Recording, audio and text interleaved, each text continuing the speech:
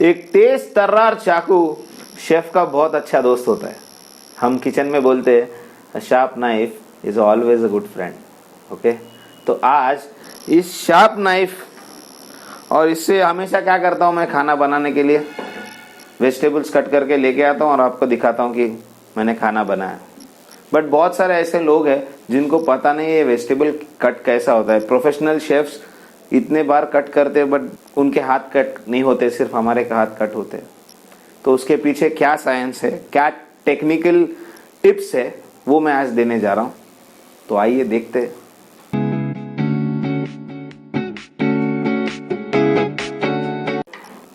Knife के बारे में जानना बहुत इंपॉर्टेंट है। और ये जो नाइफ मेरे हाथ में अभी है, इस नाइफ को कहा जाता है शेफ नाइफ। ये ब्लेड जो है ये 9 इंच का ब्लेड होता है और इसमें सबसे इंपॉर्टेंट चीज जो है ना, ये है नाइफ का हैंडल।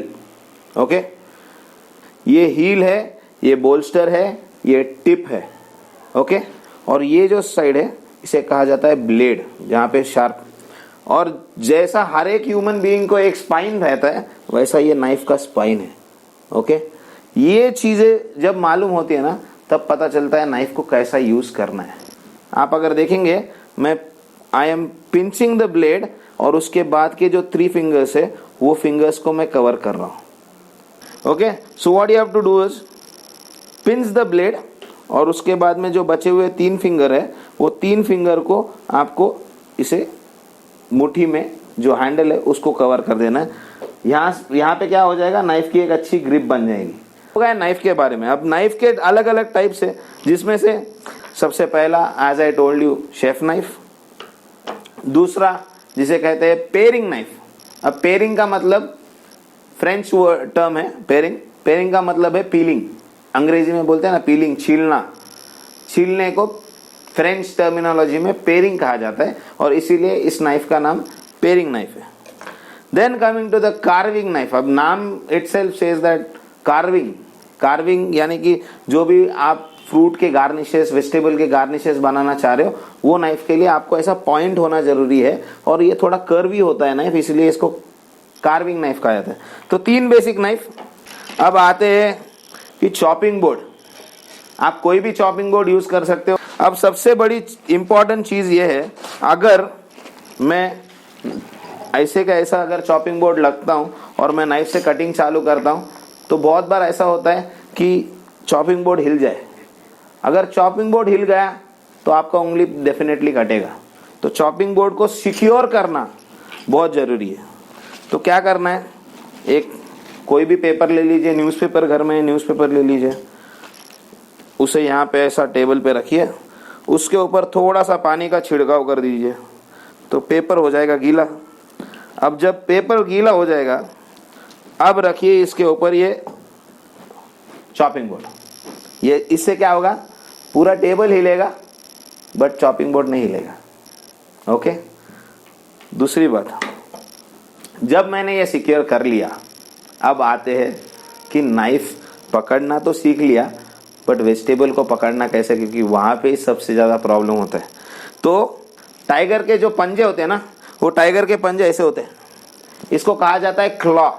और इस टाइगर के पंजों से आपको वेजिटेबल्स को पकड़ना है और नाइफ जो है वो नाइफ को इस उंगली के नकल के ऊपर हिट करते हुए लेके जाना है।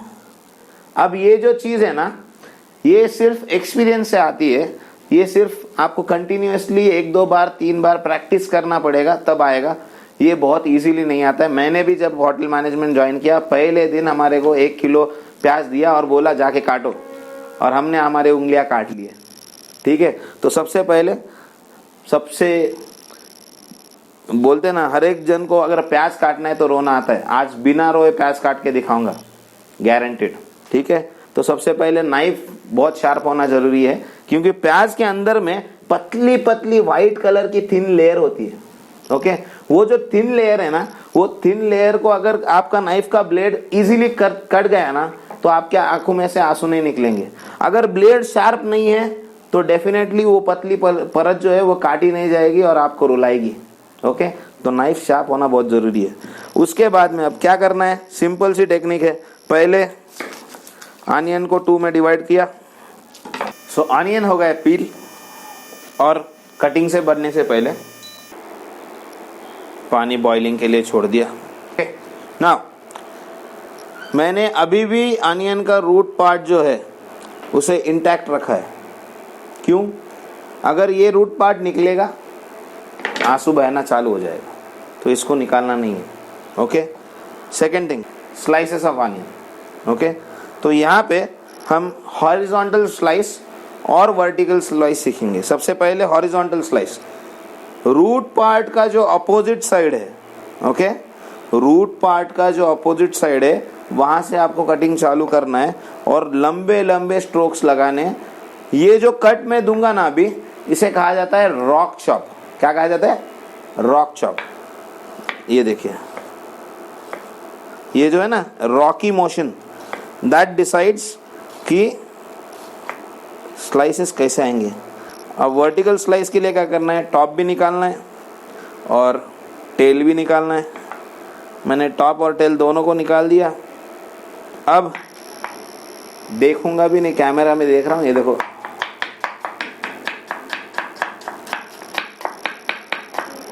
क्यों नहीं कटा हाथ मालूम है? क्योंकि जैसे मैंने आपको बताया था, नाइफ का जो ब्लेड है वो आपके नकल के ऊपर हिट होना चाहिए। अगर ये दोनों चीज़, ये दोनों हाथ अगर सिंक में है ना, तो आपको सब्जी के तरफ या बोर्ड के तरफ देखने का जरूरत नहीं पड़ेगा। ये सिंक कब आएगा? जब आपके पास में प्रैक्टिस होगा। Practice makes man perfect.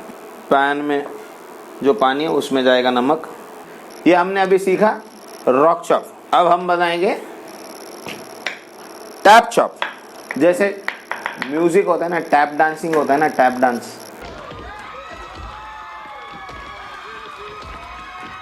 वैसे ये भी एक म्यूजिक है, कान देकर सुनना पड़ेगा। यहाँ पे आपको कंटिन्यूसली ऐसा साउंड आएगा, इसका मतलब है टैप चॉपिंग। ओके, तो टैप चॉपिंग के लिए मैंने लिया है कैप्सिकम, और ये कैप्सिकम मैं यूज़ करूँगा और बनाऊँगा एक टेक्समेक्स नूडल्स। ठीक है, तो आप देखिए, अभी मैं फिर आपके तरफ ही देख रहा हूँ। Thinly slice juliennes of capsicum जो हमें नूडल्स के लिए चाहिए। सो कमिंग टू कैरेट, मैंने कैरेट को वॉश कर लिया। अब एकदम थिन स्लाइसेस, आप एकदम thin slices of carrot. Okay, ये भी जो कर रहा हूँ मैं, इसे कहा जाता है रॉक चॉप, क्योंकि नाइफ जो है ना एक रॉकिंग मोशन में जा रही है। आप देखिए, नाइफ का जो मोशन है वो ऐसा रॉकिंग है। फिर ये जो स्लाइसेस है इनको एक स्टैक के जैसा जमा कीजिए। ठीक है, और ऊपर से लेके नीचे तक वापस से रॉक चॉप। नाइफ का मोशन समझना जरूरी है, ऑटोमेटिकली पता चल जाएगा कौन सा टैप चॉप है और कौन सा रॉक चॉप है। ये हो गया मेरा जूलियंस ऑफ कैरेट। पानी हो गया गरम, गैस बंद, नूडल्स अंदर। अराउंड 7 to 10 मिनट्स तक मैं नूडल्स गरम पानी में रखता हूँ, और इससे ज़्यादा हम बॉईल नहीं करेंगे उसको। ओके, कैरेट हो गया, कैप्सिकम हो गया, अनियन हो गया, बट तड़का तो एकदम इंडियन स्टाइल चाहिए ना। और इस अदरक को फिर जूलियंस में कट करेंगे। ओके, सो आपको यहाँ पे वापस क्लॉ मेथड और blade up and down, up and down. जब मैं ये कर रहा हूँ ना अप एंड डाउन, तब आप देख सकते हैं मेरे नकल के ऊपर मेरा ब्लेड लग रहा है और उससे कटिंग हो रहा है। मैंने कुछ नहीं करना है। और जो थंब है वो थंब हमेशा पीछे होना चाहिए। थंब को पीछे रख के उंगलियों को पीछे लेके आना है। ये मोशन है, ये एकदम स्लोली, आपको स्लोली स्लोली पीछे आना है। ये देखिए, थंब कभी भी पीछे रहेगा। थंब को अगर आपने सामने ला लिया तो थंब ब्लेड के नीचे आ जाएगा। इसीलिए थंब को हमेशा सिक्योर करके पीछे रख के फिर आपको ये काटना है। मैं यहाँ पे फाइन चॉप गार्लिक नहीं डाल रहा हूँ, बट मैं गार्लिक के स्लाइसेस कट करके डालूंगा। ये तो आपने देखा स्लाइस कैसा करना है, फाइन चॉप कैसा करना है। चिलीज आप सोचते हो कि रेस्टोरेंट के शेफ के जैसा बारीक चिली काटने के लिए बहुत तकलीफ होती है। छोटा नाइफ यूज़ कीजिए क्योंकि ये हैंडी है। ओके, जैसे मैंने आपको बोला पीलिंग के लिए इसको यूज़ किया जाता है, तो ये हैंडी नाइफ है। इसको 3 उंगलियों के साथ में अगेन सेम मेथड।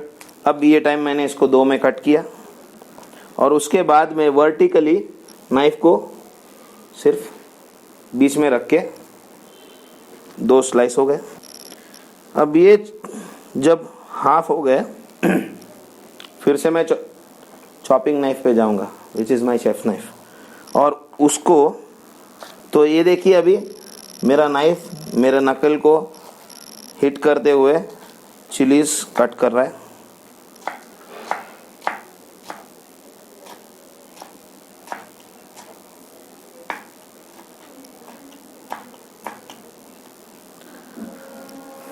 तो नूडल्स के लिए लगने वाला fine chop garlic, fine chop ginger, green chillies, carrot, capsicum, onion सब रेडी हो गया। अब बनाना देखते हैं। स्ट्रीट साइड सिंपल 20-30 रुपीज़ में बनने वाला नूडल्स घर में कैसा बनता है। तो देखते हैं नूडल्स को तड़का कैसा लगाना है। रिफाइंड ऑयल 5 चम्मच मैंने रिफाइंड ऑयल यहाँ पे डाला है क्योंकि मेरे पास में नूडल्स जो है ना वो मैंने 100 ग्राम, एक portion, only it will serve 1 person. Okay, उतना ही नूडल्स लिया है, एक टाइम का खाना खाने के लिए बहुत है। और सबसे पहले जाएगा मेरा जिंजर, गार्लिक। अब ठंडे ऑयल में जिंजर गार्लिक डालने का रीज़न क्या है पूछो? वो इसीलिए क्योंकि मुझे ये जिंजर या गार्लिक को बर्न नहीं करना है। ये जब ऑयल में सिजल होना बोलते हैं ना, इसका मतलब ये है इसके अंदर का जो मॉइस्चर है वो मॉइस्चर निकल के आ रहा है और जो नेचुरल फ्लेवर है जिंजर और गार्लिक का, वो मॉइस्चर बाहर निकल के आने के वजह से वो फ्लेवर भी ऑयल में निकल के आता है। तो वो फ्लेवर ऑयल में निकल के आना ज़रूरी है और ये चिजलिंग इफेक्ट के टाइम पे वो फ्लेवर निकलना बाहर चालू होता है।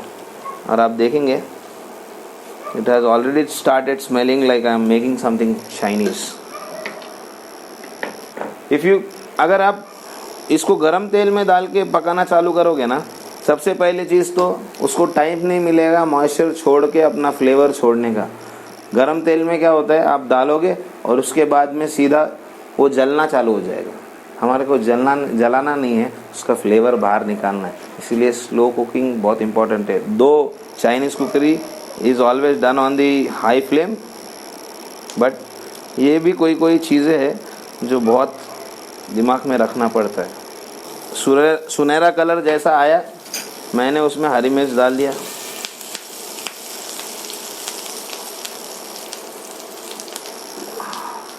अब जो भी हार्ड वेजिटेबल है ना, पकने के लिए टाइम लेते हैं, वो वेजिटेबल्स को पहले डाला जाता है।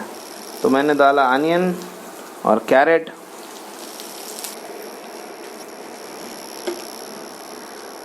Capsicum,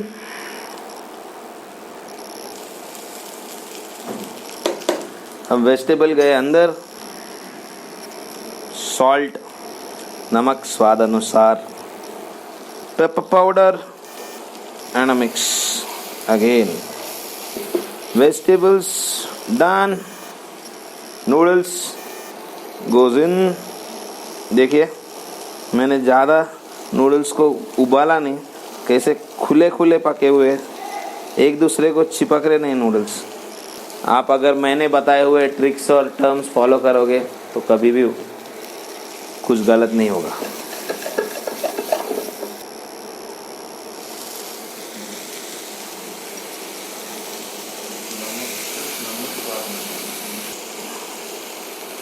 half a teaspoon of green chili sauce, a teaspoon of soy sauce, and not to forget half a teaspoon of red chili sauce।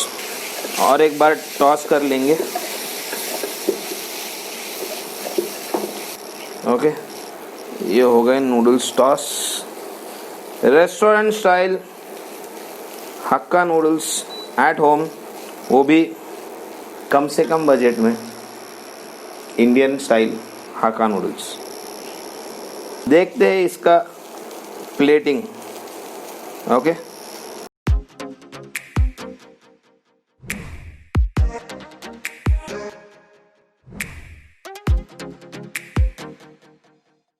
तो आज हमने सीखा कि चॉपिंग बोर्ड कैसा सिक्योर करना है, नाइफ पकड़ना कैसे, और वेजिटेबल्स को अलग अलग कैसे चॉप करना है, जिसमें से मेन चीज़ है टैप चॉप, रॉक चॉप।